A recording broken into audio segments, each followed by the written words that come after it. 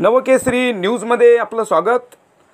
ऐरवली कटाई नाका उन्नती महामार्गाची डॉक्टर श्रीकांत शिंदे साहेबांनी केली पाहणी। शिळपाट्यावरील वाहतूक कोंडीची समस्या लक्षात घेऊन महत्त्वाकांक्षी प्रकल्प असल्याने करतायत सर्वोपरी प्रयत्न। उन्नती मार्गाचा टनेल टप्पा 1 टनेल टप्पा 2 या तिन्ही मार्गाची MMRDच्या वरिष्ठ अधिकाऱ्यांसोबत केली पाहणी। सर्व टप्पे 2021 पर्यंत पूर्ण होण्यासाठी शिंदे साहेबांचे प्रयत्न।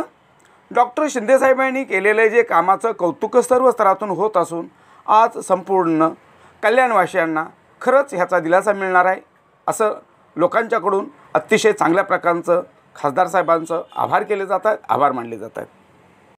आज आपण हा जो काटाई ऐरोली जो टनल आहे आणि हा मार्ग जो आहे थेट डोंबिवलीला नवी मुंबईशी जोडणारा आणि मुंबईशी जोडणारा हा महत्त्वाचा प्रकल्प आहे।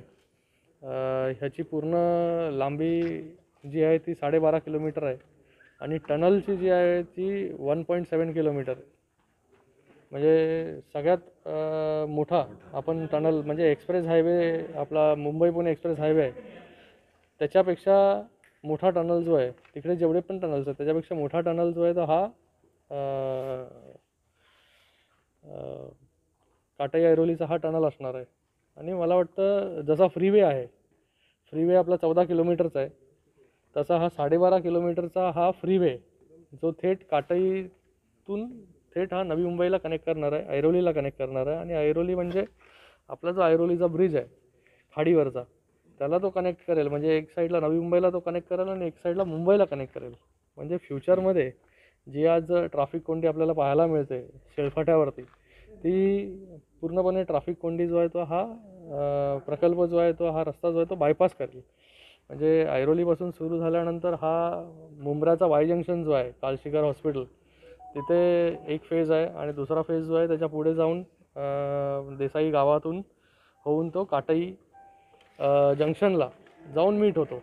तर असा हा महत्त्वपूर्ण प्रकल्प आहे। येणाऱ्या काळामध्ये शेळफाट्याची ट्रॅफिक मोठ्या प्रमाणामध्ये या प्रकल्पामुळे कमी होईल आणि याचं पूर्ण करण्याचं उद्दिष्ट जे आहे ते सप्टेंबर 2021 पर्यंत हा जो पहिला फेज आहे जो ऐरोलीपासून ते कालशिकर हॉस्पिटल मुंब्रा वाय जंक्शनपर्यंत तिथपर्यंत हा फर्स्ट फेज सप्टेंबर 2021 पर्यंत पूर्ण करण्याचं MMRDचं उद्दिष्ट आहे। आणि त्यानंतरचा जो फेज 2चा विषय जो आहे त्याच्यामध्ये सर्वे झालेला आहे, लँड ॲक्विजिशन सुरू करायचे आहे, त्याचा एक परमिशन जे आहे ते UDकडे बाकी आहे तेही लवकरात लवकर मिळवण्याचा सगळे MMRD प्रयत्न करते।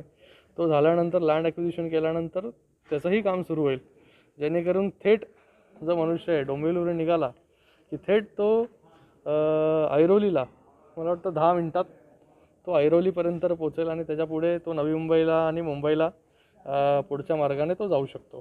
तर असा हा महत्त्वपूर्ण प्रकल्प आज आहे। भरपूर मोठा वाहतूक आज जर वाहतूक कोंडी जर आपण पाहिली शेळफाट्याची, आज शेळफाट्याकडे डोंबिवलीमध्ये कल्याणामध्ये मोठे मोठे गृहसंकुल उभं राहिले त्यामुळे तिथे मोठ्या प्रमाणामध्ये वाहतूक कोंडी होते। आज जर आपण पाहिलं तर कल्याणशील रोडचंही सहापदरीकरणाचं काम MSRDCच्या माध्यमाने चालू आहे। पत्री पूलचं परवा 21 आणि 22 तारखेला लॉन्चिंग आहे। त्याचबरोबर 20 दिवस अगोदर या शेळफाट्यावरती फ्लायओव्हर आणि टनल हाही मंजूर झालेला आहे, त्याचंही टेंडर आऊट झालेलं आहे। त्याचंही काम जे आहे हे टेंडर आता भरायचं काम कंपनीजकडून चालू आहे। क्वालिफाय जो करेल त्यानंतर त्याचंही काम चालू होईल। म्हणजे एकंदरीमध्ये कल्याणशील रोड सहापदरीकरण, पत्रीपूल असेल, त्याचबरोबर शेळफाट्यावरती एलिव्हेटेड मार्ग असेल, त्याचबरोबर अंडरपास असेल आणि त्याचबरोबर ॲडिशनल हा कल्याण काटाई आणि ऐरोलीचा टनल। म्हणजे फ्युचरमध्ये शेळफाटा जो आहे तो शेळफाटा पूर्णपणे ट्रॅफिक कोंडीतून मुक्त होईल, तिथे कोणालाही तासनतास थांबण्याची गरज लागणार नाही आहे। अशा प्रकारे हे इन्फ्राचं काम जे आहे ते चारी बाजूने चालू आहे।